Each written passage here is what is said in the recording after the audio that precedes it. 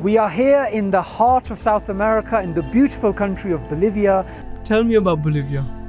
The story of Bolivia really starts with this amazing living legend, Sheikh Ahmed. The cutest uncle in the world. Cutest is an understatement.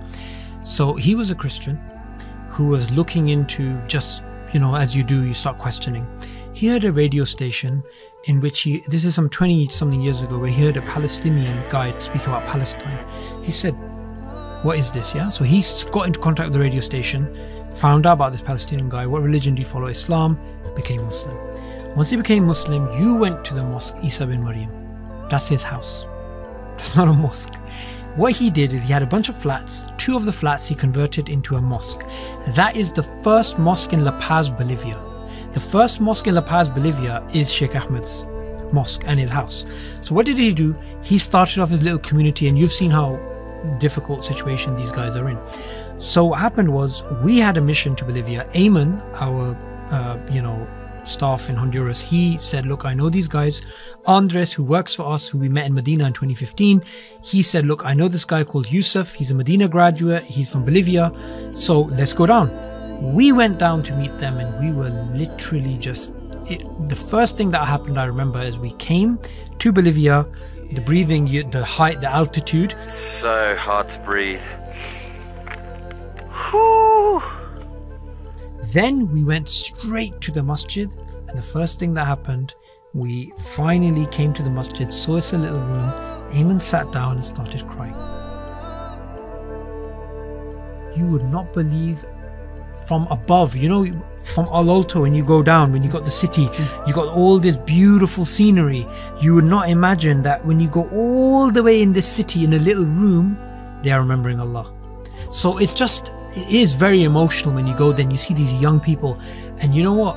They're all converts. There's just a few other people who are not converts. That room that he started crying in, just through the viewers, if you spread out your arms and you just take 2 steps, you'll touch the other wall. It's almost like an alleyway for just a few Muslims in that masjid. And then you told me he owns that property that he could have got rent for, but he converted it into a masjid. Yeah. And what happened was, we said, okay, we're going to hire Yusuf. Yusuf's the man. He graduated from Medina. Check this out. He came back from Medina University as a convert.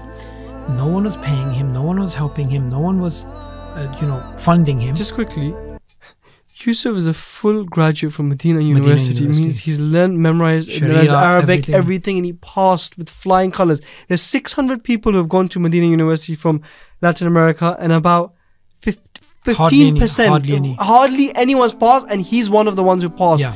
So he comes back as and he's amazing. He's giving dawah. He's taking care. He's doing 3 classes a week for new Muslims, teaching them Arabic, teaching them Aqidah. I was like, this is our guy. Yeah, he's doing the khutbahs in Spanish. So what did we do? We said, okay, Bolivia is a place, street dawah, it's not really the best thing. We need a dawah center. We're here in downtown La Paz. We are looking for a place to rent as a dawah center, and this is the main street in La Paz, and just here we've come across a Christian center. We went all over the city looking for a dawah center, and across the road there was a building that was empty that ended up being the dawah center which we visited. Yeah, when I came back, one of the first things, as you know, these places, they need funding, they need support. I came back, Allah is my witness. A brother rings me. I'm not going to say his name. Brother rings me. He said, this other brother that I know, you got him to fund the Honduras center. What's happening with me? I said, don't worry, you can fund Bolivia. So he's paying the rent, single-handedly the rent for the place in Bolivia. Competing for good deeds. And you know, he said, he rang me, he said, you gave it to him, you gave him Honduras. Yeah. What are you going to give me? Yeah. I said, I'll give you Bolivia. So he did it, right? So once this happened, as you know, Isa, we had the Jesus banners, we had the people taking Shahada, and 1 year later, they're in the center. And of course, you went there. And then by that time, there was a complete different dimension to when we first came there. Bro, it was a different ball game. We went to the center and there was non-Muslims there, and they were doing that little talk, and there was a Jesus exhibition. I'm like, what is going on? It's like 7 p.m. but there's non-Muslims here learning about Islam. A sister accepted Islam, right? Bro, she was in the center the next day with her daughter learning how to pray the Salah. I was like, you know what? If the donors saw where their this one, mashallah, one brother's funding, but if the donors saw where their money went, yeah, they would be blown away. And I made this video with Sheikh Green, yeah. I said, and he was sleeping, Sheikh Green, so it was a funky video, yeah? Yeah, I remember that. While you were sleeping, you could be getting a reward of people accepting Islam and learning how to pray, because they're like 7 hours behind us. So we'll be sleeping at 12, yeah, and somebody at 5 p.m. is learning in that center. And bro, it was incredible. Having a center, a dawah center, it gives you so much credibility as well, because you're doing dawah on the street, and then you're like, yeah, well, come to our center, come do lessons. Free coffee, yeah, free environment to learn. Pastors have come there, university students have come there, and as you've seen, the people there in Bolivia, they look proper indigenous. They don't look like Argentina, where they're quite Europeanized.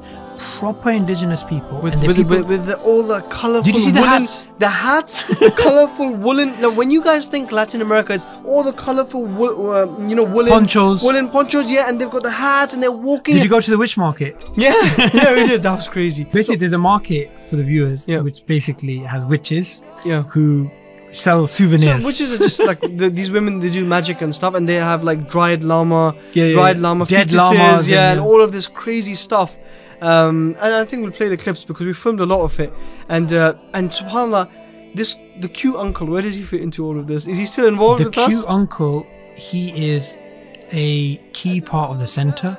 And what happened was, in Ramadan in 2018, when we were about to leave, he sat down on a chair. As you know, he's very old. He sat down and he said, "Thank you, brothers from iERA who've come." We hadn't even got him the center. We hadn't even hired Yusuf. We simply came and we went to the local hospital, gave out food packs. We did different things. He'd never seen this much activity, that much activity in 3 days. We visited an orphanage.